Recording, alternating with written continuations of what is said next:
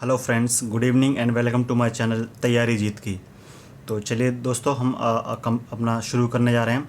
एक उत्तर प्रदेश लेखपाल के लिए प्रीवियस ईयर का जो क्वेश्चन पेपर है वो मैं आपके लिए सेट 1 लेके आया हूँ। ठीक है दोस्तों, तो इसमें ग्रामीण परिवेश का जो है हम सेट 1 करेंगे। अगर आपको डिटेल में वीडियो देखनी है तो मैंने आपको डिटेल में भी एक वीडियो डाल दी है और मैं डिटेल में आपको कराता जाऊँगा टाइम टू टाइम। ठीक है, और अगर डिटेल से रिलेटेड आपको क्वेश्चन सेट सीरीज़ लगाना है तो उसका भी मैं क्वेश्चन सेट जो है आपका 2 करा चुका हूँ, सेट 1 सेट 2। इस तरह से मैं आपको कम से कम नहीं तो 30-40 सेट कराऊंगा डिटेल की वीडियो से रिलेटेड। और डिटेल की वीडियो अगर आपको चाहिए तो वो भी मैं आपको कम से कम नहीं तो सारे के सारे जो आपके सिलेबस में हैं कंप्लीट करा दूंगा। ठीक है दोस्तों, अब हम लगाने जा रहे हैं प्रीवियस ईयर के, जो इससे पहले जो आ चुके हैं पेपर में वो करा रहा हूँ मैं। ठीक है, देख लीजिए, आपको मैं चारों तरफ से अगर घेर न लूँ तो कहना। एकदम मैं बढ़िया तरीके से आपको जो ग्रामीण विकास में है सारा का सारा कवर करा दूंगा। बशर्ते हैं आपको मेरे साथ बना रहना है, चैनल को लाइक शेयर सब्सक्राइब करना है, टाइम टू टाइम वीडियो देखनी है, नोट्स बनाना है और पढ़ते रहना है। ठीक है दोस्तों, बाकी गारंटी मेरी है, मैं आपको कंप्लीट करा दूंगा। ठीक है दोस्तों, तो देखिए, ये हमारा उत्तर प्रदेश के लिए, यूपी पुलिस के लिए भी सेम है। ठीक है, ये ग्रामीण परिवेश के लिए उत्तर प्रदेश लेखपाल भर्ती। ठीक है दोस्तों, प्रीवियस ईयर का सेट 1 हम लगाने जा रहे हैं। क्लियर, चलिए हम अपने बढ़ते हैं क्वेश्चन नंबर 1 की तरफ। ठीक है, सिर्फ आपको ये ध्यान देना है कि क्वेश्चंस का सेट लगाना है आपको। ठीक है दोस्तों, क्वेश्चन का सेट लगाना है और फटाफट आंसर देते जाना है। मैं सिर्फ आपको फटाफट आंसर बताता जाऊंगा। ठीक है दोस्तों, डिटेल में अगर वीडियो देखनी है तो डिटेल वाली वीडियो में जाकर देखिए, ये सिर्फ आपके लिए प्रैक्टिस के लिए है। क्लियर, चलिए तो हम शुरू करते हैं अपना पहला। और शुरू करने से पहले चैनल को लाइक शेयर सब्सक्राइब करना बिल्कुल ना भूलें और बेल आइकन का बटन जरूर दबाएं ताकि टाइम टू टाइम मेरे द्वारा बनाई गई वीडियो का नोटिफिकेशन आपके पास मिलता रहे। चलिए फिर दोस्तों, पहला क्वेश्चन हमारा कह रहा है कि ग्रामीण जीवन एवं ग्रामीण समस्याओं का अध्ययन किया जाता है तो किसके द्वारा किया जाता है, ये आपको बताना है। जो ग्रामीण जीवन या ग्रामीण समस्याओं का अध्ययन है वो किसके द्वारा किया जाता है, तो इसका राइट आंसर जाएगा ऑप्शन सी दोस्तों। ठीक है, इसका राइट आंसर जाएगा ऑप्शन सी। क्लियर, इसका राइट आंसर जाएगा ऑप्शन सी। नेक्स्ट बढ़ते हैं दोस्तों। नेक्स्ट हमारा कह रहा है, फटाफट आपको सिर्फ क्वेश्चन की सीरीज का आंसर लगाते जाना है। ठीक है दोस्तों, ओके। ग्रामीण समाज में उत्पादन एवं उपभोग के बीच, ठीक है, किस तरह का संबंध होता है ये आपको बताना है। ठीक है, कैसा संबंध होता है ग्रामीण समाज में जो उत्पादन एवं उपभोग, यानी कि वस्तुओं का उत्पादन करना और वस्तुओं का उपभोग, उनको खरीदना, ये किस चीज़ का रिलेशन दर्शाता है वो आपको बताना है। तो इसका राइट आंसर जाएगा ऑप्शन सी, यानी कि संतुलन। संतुलन तभी तो बना रहेगा दोस्तों जब हम वस्तु का उत्पादन करेंगे और उतना ही वस्तु हम खरीदेंगे। ठीक है, तो क्या होगा, ग्रामीण समाज में जो है एक संतुलन सा बना रहता है। क्लियर, चलिए इसका राइट आंसर जाएगा ऑप्शन सी। नेक्स्ट बढ़ते हैं। नेक्स्ट हमारा कह रहा है, ठीक है, खतौनी में लेखपाल परिवर्तन करता है। तो खतौनी में लेखपाल परिवर्तन करता है, क्या करता है दोस्तों, किस चीज़ से, लाल रोशनाई से, हरी रोशनाई से, नीली रोशनाई से, काली रोशनाई से। इसका राइट आंसर जाएगा ऑप्शन ए, लाल रोशनाई से। ठीक है दोस्तों, लाल रोशनाई से। क्लियर, चलिए आगे बढ़ते हैं।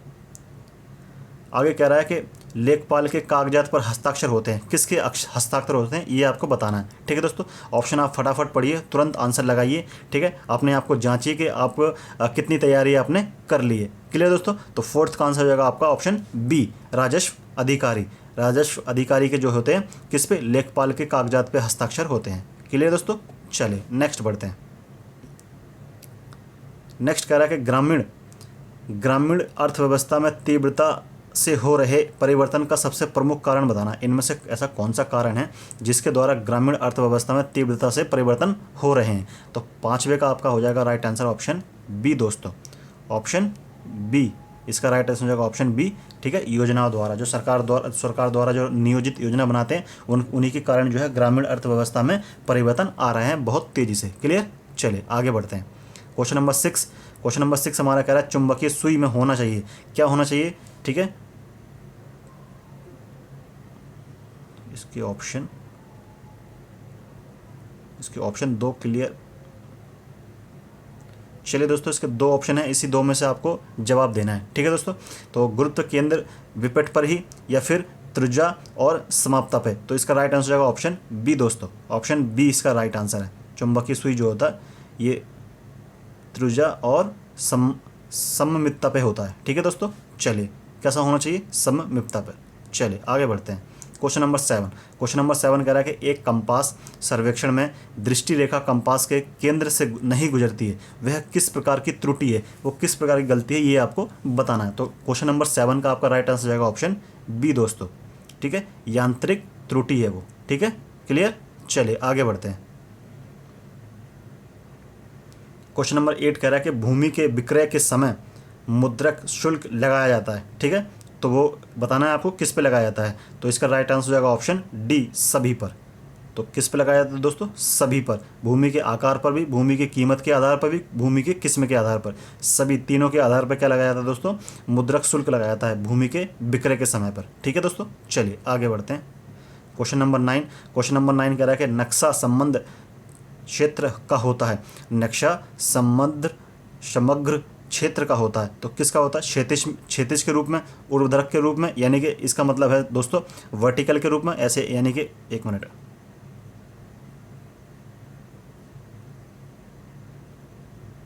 ठीक है, यानी कि वर्टिकल की बात कर रहा है, इसका मतलब होता है वर्टिकल, इसका मतलब होता है हॉरिजॉन्टल,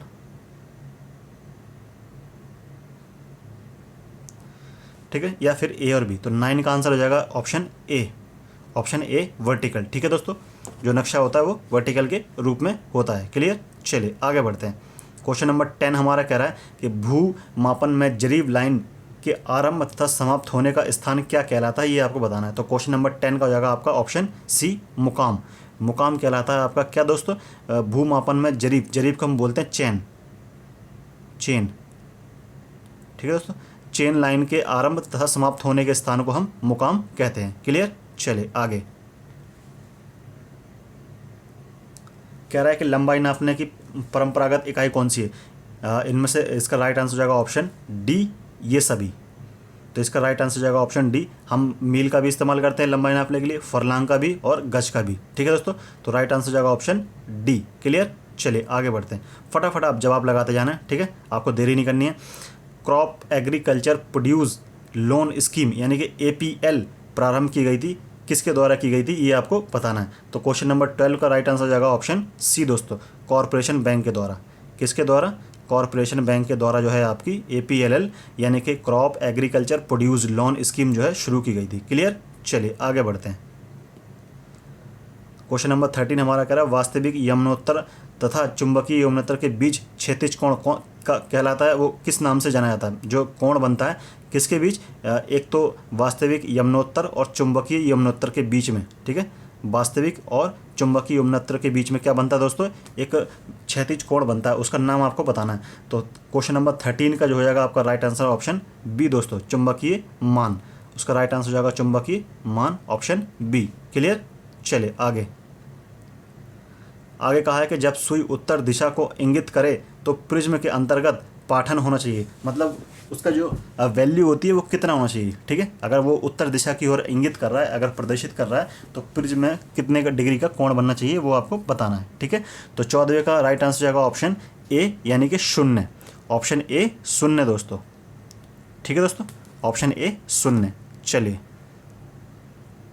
क्वेश्चन नंबर 15 हमारा कह रहा है कि भारतीय ग्रामीण समाज को बांटा जा सकता है, तो किस भाग में बांटा जा सकता है वो आपको बताना है। तो 15वें का राइट आंसर सी हो जाएगा दोस्तों, सी। राइट आंसर हो जाएगा इसका सी, जनजाति समाज और कृषक समाज के अंदर बांटा जाता है। क्लियर। चलिए आगे। कहा जा रहा है कि विभिन्न परिस्थितियों में नाप लेने में सबसे कम त्रुटि होती है, तो किसके द्वारा जो नाप लिया जाए ताकि त्रुटि सबसे कम हो? तो इसका राइट आंसर हो जाएगा ऑप्शन सी दोस्तों, ऑप्शन सी यानी कि इनवार फीता से, इनवार टेप, इनवार टेप से। क्लियर। चलिए आगे बढ़ते हैं। आगे कहा गया कि छोटे खसकों का मापन होता है, छोटे खसकों का मापन होता है किससे? यानी कि इसका राइट आंसर आपको बताना 17वें का हो जाएगा डी, साधारण चेन से। ठीक है, सिंपल चेन से आप किसका छोटे खसकों का मापन कर सकते हैं, साधारण चेन से। क्लियर। ऑप्शन डी हो जाएगा इसका राइट आंसर। चलिए आगे बढ़ते हैं। नेक्स्ट क्वेश्चन हमारा कह रहा है कि सर टॉमस मुनरो किस भू राजस्व बंदोबस्त से संबंध थे, यानी कि इनके समय पर कौन सी बंदोबस्त चलती थी, रैयतवाड़ी, महालवाड़ी, स्थायी, या इनमें से कोई नहीं। तो 18वें का राइट आंसर हो जाएगा ऑप्शन ए, रैयतवाड़ी। रैयतवाड़ी व्यवस्था इनके समय पर चलती थी। किनके समय पर दोस्तों? Sir Thomas Munro. ठीक है, सर टॉमस मुनरो के समय पर कौन सी राजस्व व्यवस्था चलती थी? रैयतवाड़ी। क्लियर। चलिए आगे बढ़ते हैं। फिर आगे कहा जा रहा है कि प्लेन टेबल स्टेशन के बिंदुओं की स्थिति का निर्धारण करता है। तो जो प्लेन टेबल जो स्टेशन होता है तो किस तरह की जो स्थिति का या बिंदुओं का निर्धारण करता है? तो इसमें से आपको बताना है 19 का जगह आपका सी, यानी कि दोनों, यानी कि ट्राउसिंग विधि और अंतछेदन विधि से क्या करते हैं अपन? स्थिति का निर्धारण करते हैं। ठीक है, प्लेन टेबल पर। Clear, option C. ओके दोस्तों, चलिए आगे बढ़ते हैं। फिर क्वेश्चन नंबर 20 हमारा कह रहा है भूमि सुधार हेतु कानून बनाने की शक्ति किसके पास है? ठीक है, इनमें से किसके पास जो है भूमि सुधार हेतु शक्ति बनाने का मतलब भूमि सुधार जो हेतु कानून बनाने की शक्ति है किसके पास? और 20 का आपका राइट हो जाएगा राज्य सरकार के पास। ठीक है दोस्तों, राज्य सरकार के पास। और अगर ये कह दे कि भूमि सुधार जो कानून है या भूमि से संबंधित जो कानून है वो जो ये किसके अंतर्गत आता है? तो ये राज्य सरकार के अंतर्गत आता है। ठीक है दोस्तों, किसके अंतर्गत? राज्य सरकार। और या फिर ये कह दे वो राज्य सूची में, राज्य सूची में। ठीक है दोस्तों, कुछ भी बोल सकता है, राज्य सूची में भी इसका संबंध है। ठीक है, चलिए आगे देखते हैं। क्वेश्चन नंबर 21 कह रहा है कि जरीब सर्वेक्षण में क्षेत्र को किस ज्यामितीय आकृति में बांटकर मापना आसान होता है? तो आपको बताना है कि इसमें से कौन सी आकृति है ताकि हम उसको बांटकर उसको मतलब डिवाइड करके और उसकी जो मेजरमेंट है आराम से ले सकें।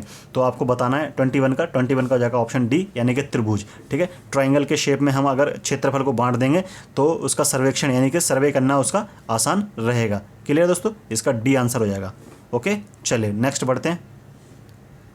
नेक्स्ट कह रहा है कि 1 हेक्टेयर, क्या कह रहा है कि 1 हेक्टेयर का मान निम्नलिखित में से कितना होता है? 1 हेक्टेयर का मान आपको बताना है कि कितना होता है। ठीक है, तो 22 का राइट आंसर हो जाएगा ऑप्शन सी, 10,000 वर्ग किलोमीटर। ठीक है दोस्तों, 10,000 वर्ग किलोमीटर, ऑप्शन सी इसका राइट आंसर हो जाएगा, 10,000 वर्ग किलोमीटर। चलिए आगे बढ़ते हैं। फिर क्वेश्चन नंबर 23 कह रहा है कि 1 एकड़ में कितना बीघा होता है? तो 1 एकड़ में दोस्तों कितना बीघा माना जाता है हमारे यहाँ पर उत्तर प्रदेश में? तो इसका राइट आंसर हो जाएगा, इसका 23 का राइट आंसर हमारा हो जाएगा ऑप्शन ए, यानी कि 5 बीघा। 5 बीघा का 1 एकड़ माना जाता है। ठीक है दोस्तों, 1 एकड़ बराबर में 5 बीघा। क्लियर, चलिए आगे बढ़ते हैं। आगे कह रहा है कि भूमि सुधार से संबंधित विषयों का उल्लेख भारतीय संविधान की 7वीं अनुसूची की किस सूची में है? ठीक है, तो किस सूची में रखा गया है भूमि सुधार से संबंधित? मैंने अभी दोस्तों पीछे आपको बताया कि ये किसका विषय है, ये किसका विषय? राज्य सूची का विषय है कि संघ सूची का विषय है कि समवर्ती सूची का विषय है? तो 24 का राइट आंसर जाएगा ऑप्शन है, यानी कि राज्य सूची का विषय। इस पर कानून बनाने का अधिकार भी राज्य सरकार को है, यानी कि राज्य सूची का विषय है। ठीक है दोस्तों, चलिए नेक्स्ट बढ़ते हैं। 25 हमारा कह रहा है भारतीय संविधान अनुच्छेद 31B निम्नलिखित में से किससे संबंधित है? भारतीय संविधान अनुच्छेद 31B निम्नलिखित में से किससे संबंधित है? तो ये जो ऑप्शन दिए हैं आप फटाफट ऑप्शन पढ़िए और 25 का राइट आंसर हो जाएगा ऑप्शन डी, यानी कि सभी। ठीक है, ऑप्शन डी सभी। ये जो सभी जो पॉइंट लिखे हुए हैं इसका राइट आंसर हो जाएगा ऑप्शन डी दोस्तों, ऑप्शन डी है इसका राइट आंसर। क्लियर, चलिए आगे बढ़ते हैं। आगे कहा गया है कि भू प्रणाली की रैयतवाड़ी व्यवस्था। ठीक है, बस क्वेश्चन को जस्ट मोड़ दिया है। ठीक है, जो पहले आंसर था वो क्वेश्चन हो गया, जो क्वेश्चन था वो आंसर हो गया। तो भू धारण प्रणाली की रैयतवाड़ी व्यवस्था शुरुआत किसने की थी? तो इसका राइट आंसर हो जाएगा option A, Thomas Munro. Thomas Munro द्वारा कौन सी व्यवस्था? रैयतवाड़ी व्यवस्था। क्लियर दोस्तों, चलिए आगे बढ़ते हैं।